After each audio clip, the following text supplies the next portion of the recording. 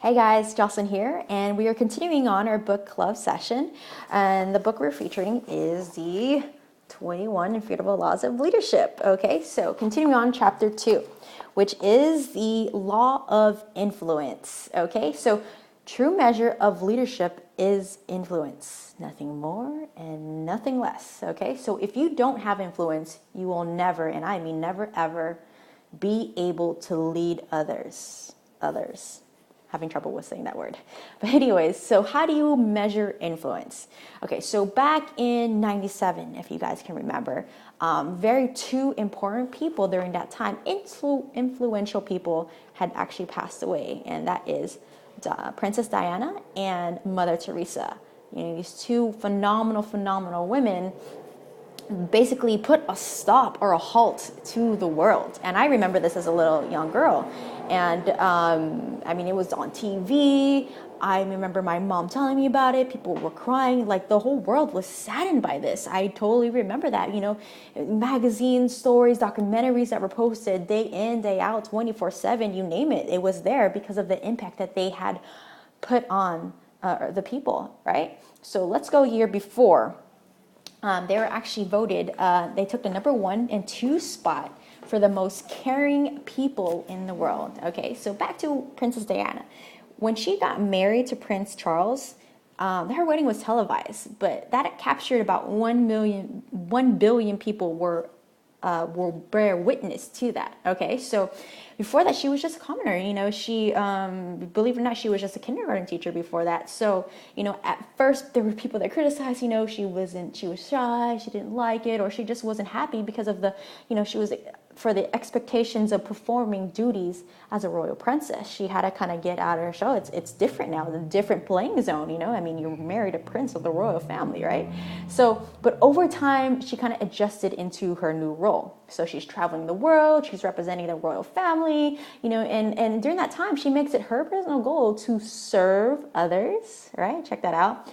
And to raise funds for many charitable causes. This is what she was known for, right? So in that time, she's built relationships with many important people in very high political places, influential places in that time. So she was, at first, she was just, you know, a spokesperson during that time, but her influence did increase. And along with that, her ability to lead and make things happen as well. Okay, so she was able to rally up people, to bring attention to certain causes that were out there in the world. All right, and she, you know, getting attention to even like Bill Clinton in the United States during that time and period, about like AIDS and certain things, intentions and the war. Like, she was on it. She was the woman for it. Okay, so you know, even though her title kind of gave her that platform to kind of address others, she ended up kind of losing that title, you know, because she got a divorce from Prince Charles back in 96. But you know what? That didn't actually diminish her impact. It didn't slow her down on others, because instead her influence actually continued to grow, increase because of the person she was. You know what I mean? So you have to achieve excellence as a leader. You know, when people as a leader, people will follow you everywhere, even if out of only curiosity. Sorry, Colin Powell says that. I hope you can get that. But it's so true. You know, sometimes when like a leader had jumped ships or whatever, because of their ability, their influence that they had on certain people, it was just automatic. They didn't need to know anything because they knew what that person was capable of and what they have done from their past results and stuff. So, ironically, during Princess Diana's funeral, you know, she was still, and even up to this day, influenced people beyond her death, right? That's how big of an impact she had. So her funeral is actually broadcast, as if I was telling you guys earlier, on the telly. I remember watching it. So it was even on the radio. And check this out. It was translated into 44 different languages all over the world. Can you imagine? Like, that was very huge, you know what I mean? And there was an estimated audience of 2.5 billion people who bear witness, who are watching, who are feeling, you know, and crying. I remember all the candles being set out, you know, which is actually more than twice the amount of people who watched her at her wedding. So she actually became more, you know what I mean? There's a process. There's 1 billion, here's 2.5 after, okay? So like I said, she made things happen because of her influence and her leadership, so leadership is influence, nothing more, nothing less. John C. Maxwell keeps stressing that. So what leadership is not? Let's explore this, okay? So people have so many misconceptions about leadership. When they hear that someone has an impressive title or they're assigned a leadership position, they assume that he is a leader. But the fact that sometimes that's not always true, you know what I mean? Titles don't have much value when it comes to leading. True leadership cannot be awarded, appointed, or assigned. It comes only from influence, and it can't be mundane, as he says in his words. It must be earned. In other words, bottom line. So the only thing title can buy you, if you or a leader, or that person at that time, it only really buys you time. And during that time, you can either use it to increase your level of influence, or it's either going to decrease it. You know what I mean? Like test of times will tell, is this person real or not? Okay. So there's 5 myths about leadership he talks about. So number 1 is the management myth. Okay. So it's a worldwide misunderstanding that leading and managing are kind of one and the same, but they are not.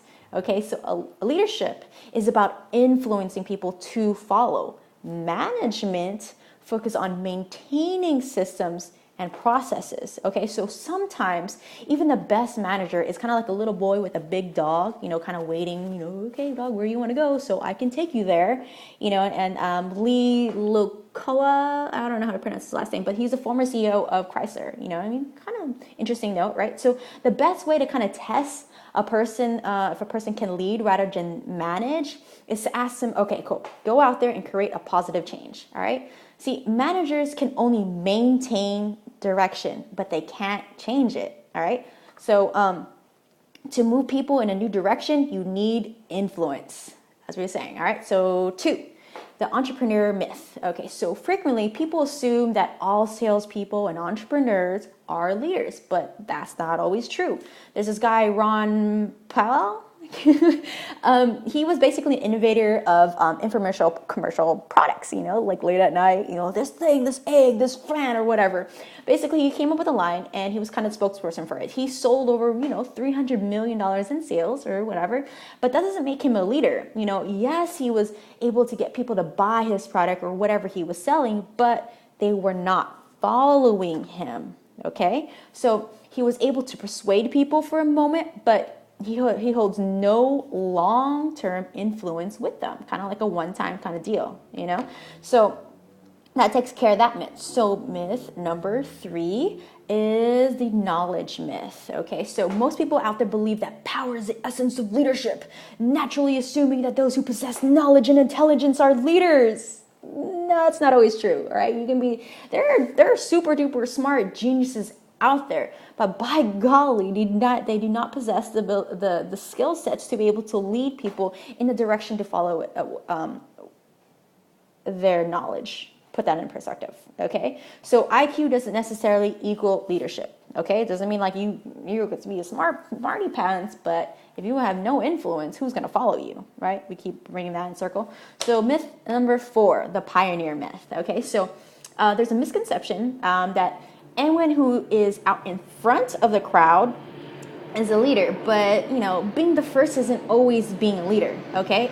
To be a leader, a person has to not only be out in front, but also have people, intentionally coming behind him, following his lead and acting on his vision. You know what I mean? I think the story he uses is like this one dude or a guy who was climbing Mount Everest. He wasn't the first guy. He had somebody lead him to that process of that crazy process to climb Mount Everest. You know what I mean? And he did that twice in the North Pole, South Pole, or something like that he references.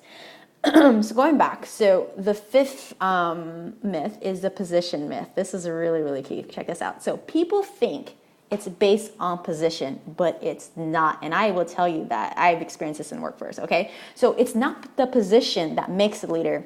It's the leader that makes a position. The person that quoted that I have to give credit to is Stanley Hufty.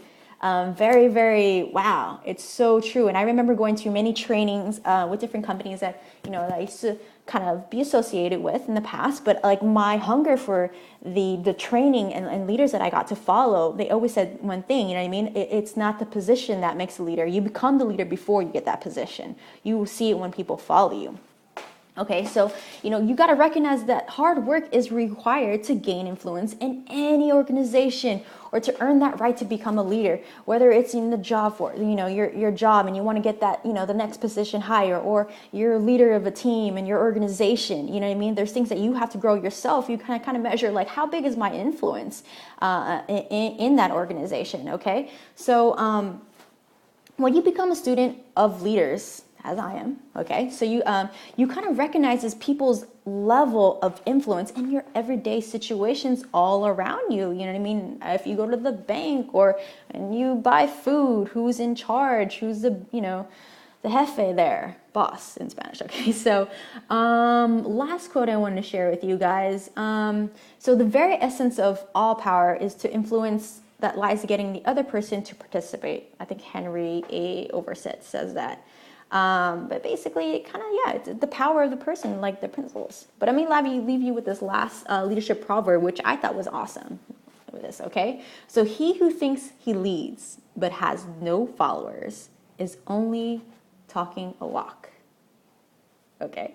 So if you can influence others, they won't follow you. And if they won't follow you, you are not a leader. So today I question you, how big is your influence? Reflect and see that where it is. So hopefully you got insights. So next time we'll continue on to law number 3, which we'll find out on the next video of the 21 Irrefutable Laws of Leadership. All right, guys. Hope you find some good insights today. Bye.